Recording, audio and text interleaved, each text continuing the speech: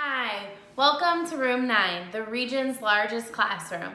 I am Mrs. Wright and I am a teacher at Monroe Elementary in St. Charles. Today I will be teaching a reading lesson meant for second graders. I almost said third and fourth graders. It's not meant for third and fourth graders. This is a second grade reading lesson, but as always, everyone is welcome to learn with us. If you're in kindergarten, first grade, third grade, fourth grade, any grade, maybe you're not in a grade anymore, you're still welcome to learn with us.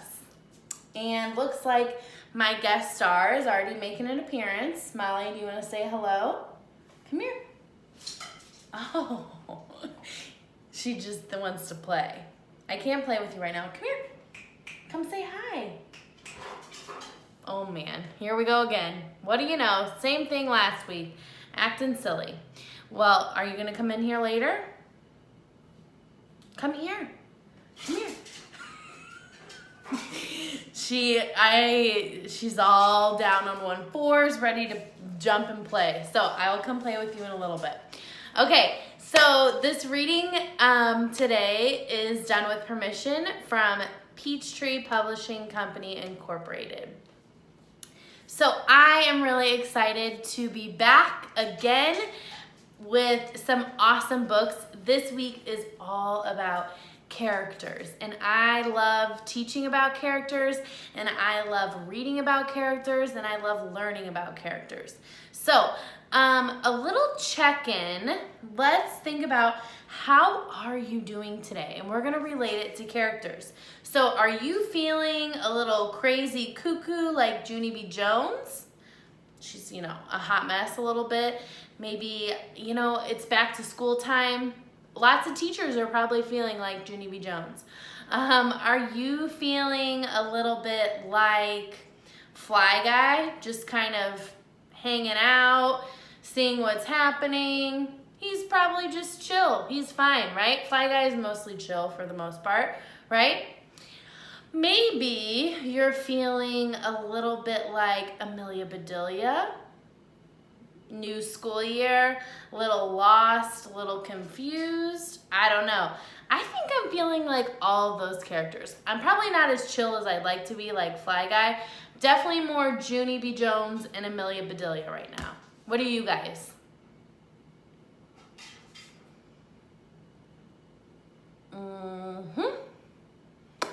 I hear ya. Yep, I feel ya. It's so good to be back in school and learning, right? I'm feeling excited and happy for that too. So, as always, I want you to find a spot that is good for both your brain and your body, right? I was sitting up, but I think I need to sit back on here now. My brain is ready. Molly is distracting me though. She's staring at me and she won't come and say hi. Come here.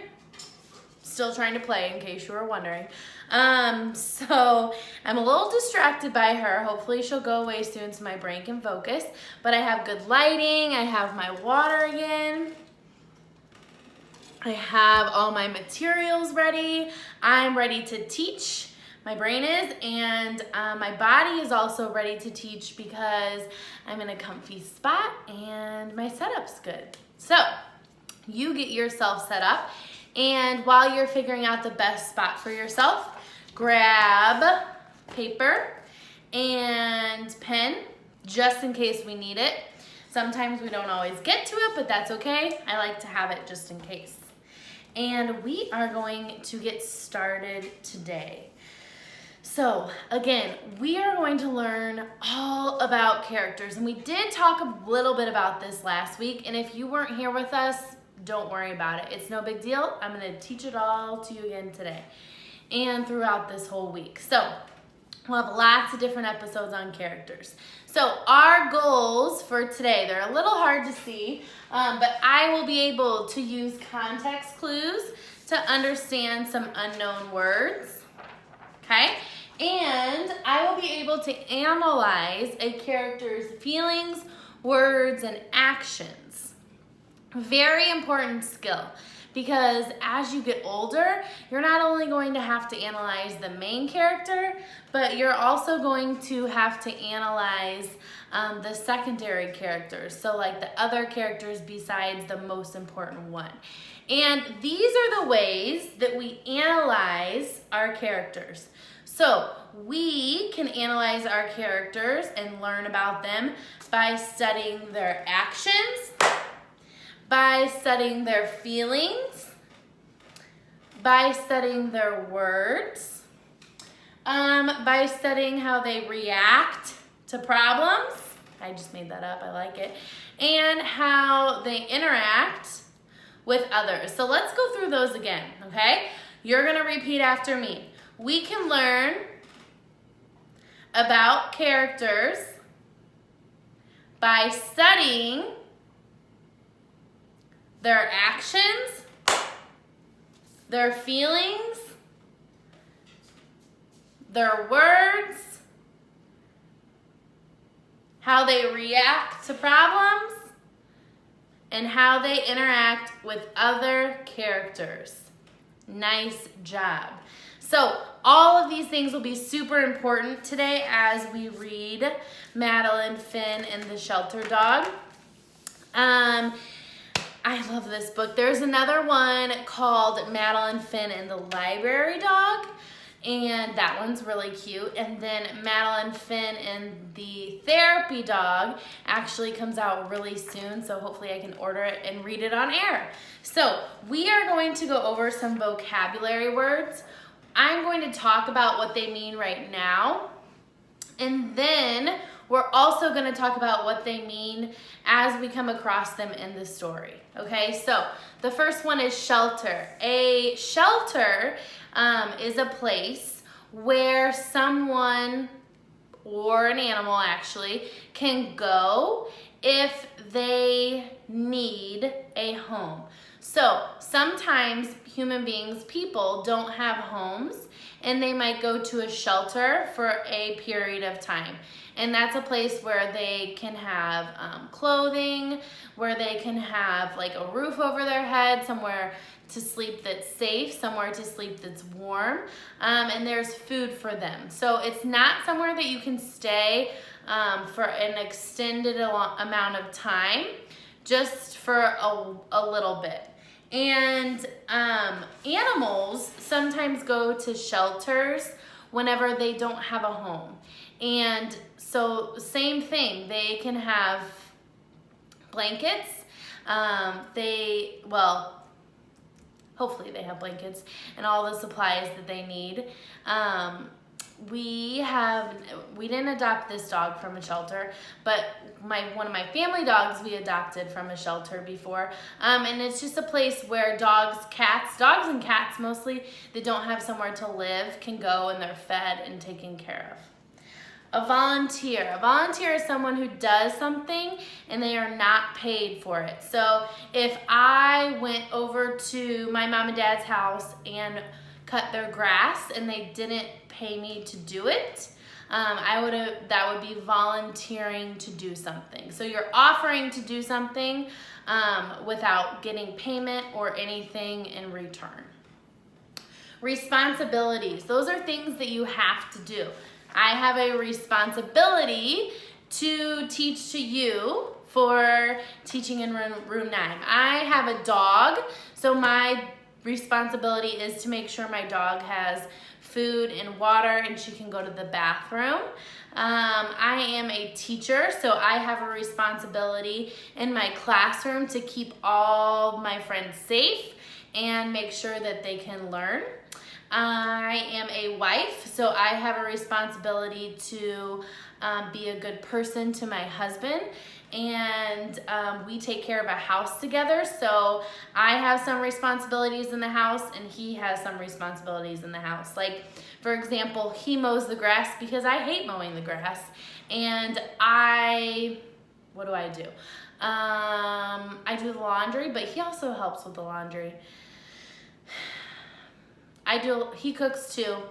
I do most of the cleaning. Well, he does like the outside cleaning, I do the inside cleaning. So we have different responsibilities. A donation. A donation can be money or it can be things. So it's when you give something to someone else who needs it. Rummage. Rummage, you'll hear about it in this book in a certain context. It can mean like to go through something, or it's like rummage can also be like a pile of unneeded things. Linen. Linens are like towels, sheets, so they're clean things that you use for your hygiene. That's kind of how I view it. Okay? So that's the quick version of the vocab, and we will also talk about them as we come across. But don't forget, today's main focus is that we are going to analyze the characters, mostly Madeline Finn, in this story by studying their actions, their feelings, their words, their reactions, and their interactions. Okay? All right, let's go ahead and get started. Remember, this is being read with permission from Peachtree Publishing Company, Incorporated. Madeline Finn and the Shelter Dog by Lisa Papp. I always read the blurb. Madeline Finn has a brand new puppy and lots of responsibilities. She has to walk Star and feed him and make sure he has a safe place to sleep. But she learns the most important thing is love. So when Madeline Finn visits an animal shelter, she has lots of questions about the dogs who live there. Do they get to play outside? Do they get to sleep under blankets? Does anyone read to them? Does anyone tell them they love them? Madeline Finn is determined to help the shelter dogs, but can she find a way to make each one of them feel special? With the help of some friends and a few good books, she just may discover that even small people can make a big difference. So just from the cover and the little blurb, what do we already know about Madeline Finn? What's something that we already know about Madeline Finn? Yeah, it said it right in the blurb, right? She's determined. She really wants to help others. Yes, and she's caring, right? She doesn't need, well, we don't know yet for sure, but it doesn't sound like she needs to be worried about the shelter dogs, but she is. So that tells us that she's caring. Madeline Finn and the shelter dog. I ask my mom every single day. In the morning, in the evening, even when we're out. And finally, she says yes. So study these pictures carefully. What is she asking her?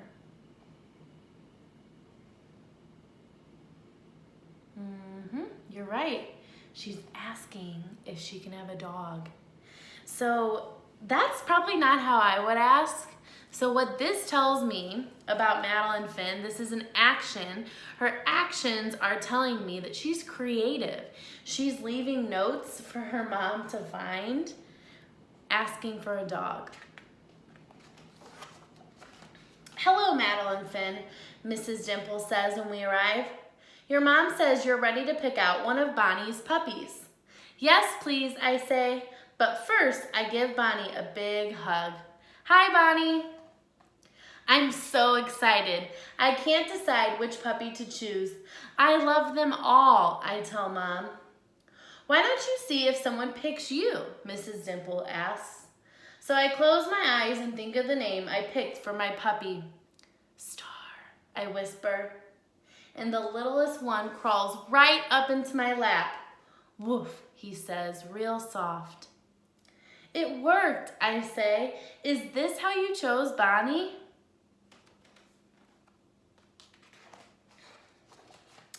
Not quite, Mrs. Dimple says.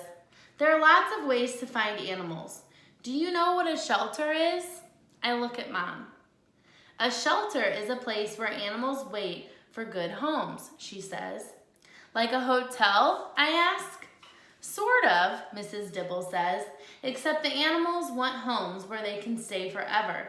They need forever homes. How many animals are there? I ask. Do they have snakes? It's not a zoo, Mrs. Dimple explains, but there are lots and lots of dogs and cats. I volunteer at the shelter. Remember, that was a vocab word. Bonnie comes too. Why don't you join us sometime? Can we, Mom? I ask.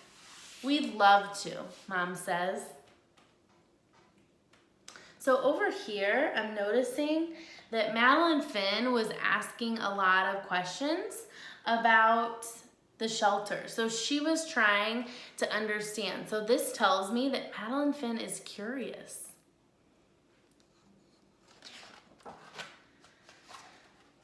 Before we go, Mrs. Dimple says, Madeline Finn, you have a new job now with lots of responsibilities. She tells me everything I need to do, like walking Star, feeding him, and making sure he has a safe place to sleep.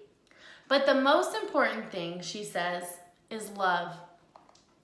I love you, Star, I say when I feed him. I love you, Star, I say when I read to him. I love you, Star, I say when I tuck him in. It's okay, Star, I say when he has an accident on the floor. I love you. So again, her words and her actions, they're showing that she's a really caring person. And it also is showing that she takes her responsibilities very seriously.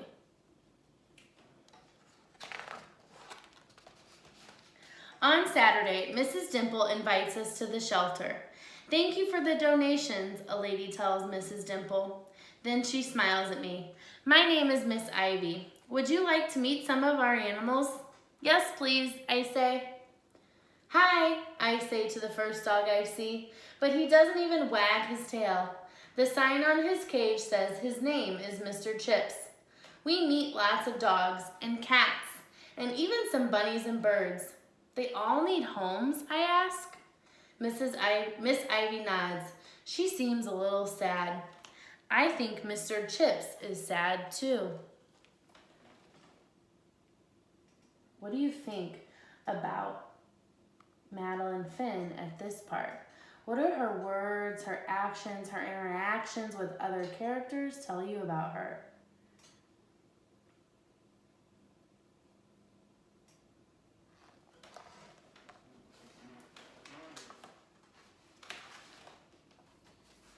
Mom, I ask when we get home, do shelter dogs get to play outside? Probably not as much as Star, she says. Do shelter dogs get to sleep under blankets? I'm not sure, honey. Mrs. Dimple said love was the most important, I say. That's right, dear. Mom, does anyone tell the shelter dogs they love them? Mom is quiet. Then she gives me a big hug. Maybe you can show them.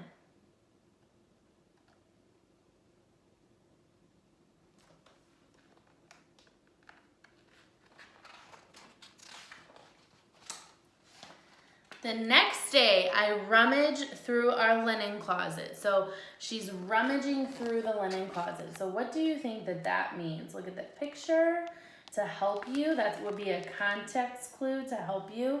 So she's rummaging through the linen closet. Yeah, she's going through something, right? The next day, I rummage through our linen closet. The sign at the shelter said they need towels. I say, can we bring some? I bet they would like that, Mom says.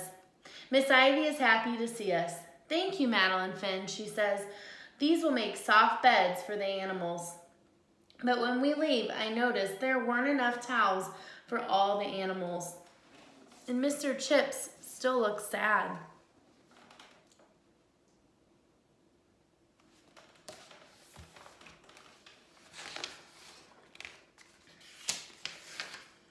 Before bed, I practice reading to Star.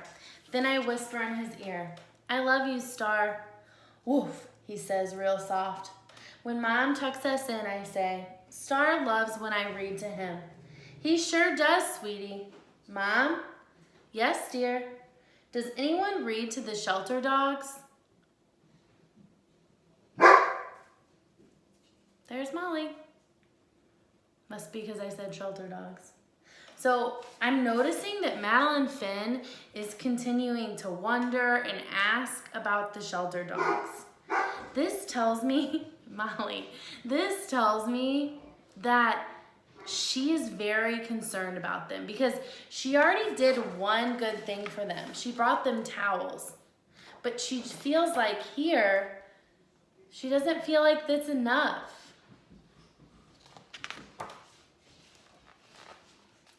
In the morning, we talk with Mrs. Dibble about my new idea. Then Star and I spend all week collecting towels and blankets from the neighbors. I make special signs and Mrs. Dibble helps me hang them in the library. Saturday, 10 o'clock, come read to the shelter animals. Bring a blanket and a book. So she's making signs for them. She came up with this whole plan.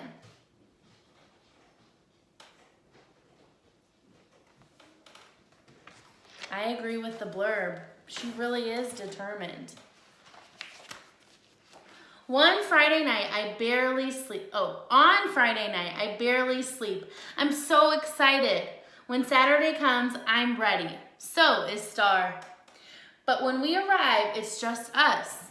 Nobody else came, I tell Star. Woof, he says real soft. Sad. I bet she's feeling like let down that she put in all this work, and she's probably feeling sad that no one cares as much as she does. And these are things I'm gathering from her words and her actions, right? So this is mostly what I'm noticing during this book. Studying a lot of her actions and her feelings and her words. I'm glad you're here, Miss Ivy says when I hand her the blankets and towels. Why don't you get started? I sit by the first dog. We're both a little nervous, but when I start reading, she wags her tail. The next dog perks up his ears when I read to him. Even the cats around the corner are listening. But after my 5th story, I'm still the only one here. I don't have enough books, I tell Miss Ivy, or enough blankets. I know, Madeline Finn, she says, I know. Then I hear footsteps.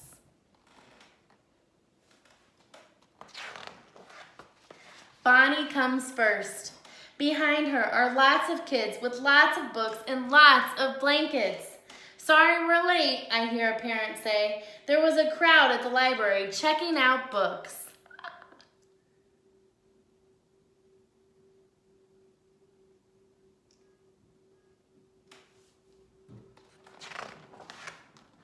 Miss Ivy shows everyone how to sit with dogs and read to them. Pretty soon, the shelter looks like a library.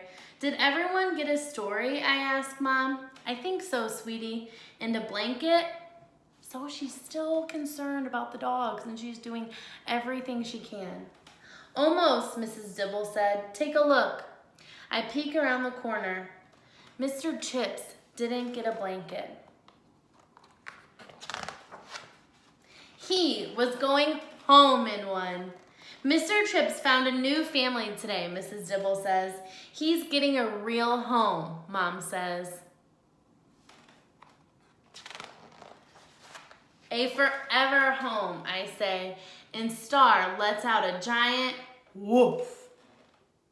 I just love this book. And the whole time, I don't know about you, but all of her actions, the way she was feeling, the words that she was saying, the problems that she was having, like when she thought no one was going to show up and read to the dogs, and how she interacts with others. Like she continued to ask questions about the dogs. She asked Miss Ivy if she had enough blankets. The whole book, over and over and over again, all of these ways that we study characters, it was showing us that Madeline Finn is such a caring person, right? She really loves these dogs. So I want us, we have a little bit of time, and I want you to just write about Madeline Finn, okay? And I'm gonna give you a sentence stem, and I challenge you, is caring, oh, I'm losing my train of thought. So this is this sentence stem. Madeline Finn is caring, and I want you to use the word because as evidence. So what did she do that shows that she's caring? Here's the sentence stem. What did she do in this book? What words or actions or reactions to problems or interactions did she have that tells you that Madeline Finn is caring? Okay, so remember, capital M, Madeline, capital F, Finn, because it's a name. So Madeline Finn is caring because, go ahead and finish that sentence. Madeline Finn is caring because.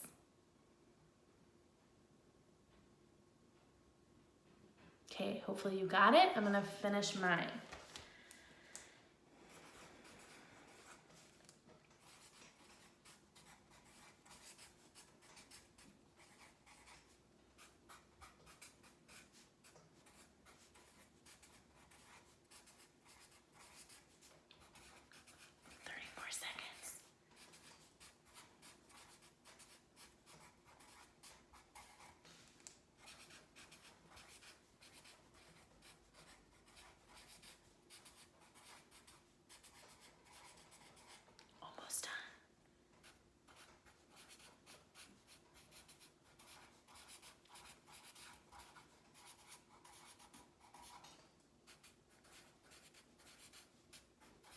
Okay, you read me yours while I read you mine. Go ahead. Let's read this first part together. Madeline Finn is caring because, your example? Good, here's mine. She asked Miss Ivy if she had enough blankets, and she asked her mom if all the dogs were read too. What a great book. I loved learning about characters with you today, and we will be back with more characters tomorrow. Bye, guys.